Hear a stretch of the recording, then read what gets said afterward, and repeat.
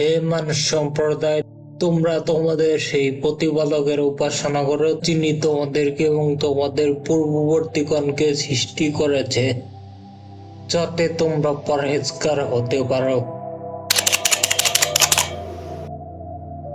যিনি পৃথিবীকে তোমাদের জন্য বিছানা ও আকাশকে ছাদ স্বরূপ সৃষ্টি করেছেন এবং আকাশ হতে পানি বর্ষণ করে, তার দ্বারা তোমরা জীবিকার জন্য ফল মূল উৎপাদন করো। সুতরাং জেনে শুনে কাউকেও আল্লাহর সমকক্ষ স্থির করো না। হিদায়াত এবং গুমরাহির দিক থেকে মানুষের তিনটি দলের কথা উল্লেখ করার পর মহান আল্লাহর একাত্মবাদ এবং তার ইবাদতের প্রতি প্রত্যেক মানুষকে করা হয়েছে।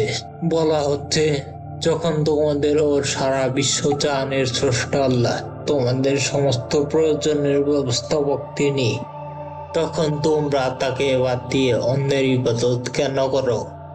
অন্যকে তার সাথে অংশীদার স্থাপন কেন করো? যদি তোমরা আল্লাহর আযাব থেকে বাঁচতে চাও, তাহলে তার একটাই উপায়, এই যে তোমরা আল্লাহকে একক মেনে নিয়ে কেবল তারই ইবাদত করো এবং জেনে শুনে শিরক করো না।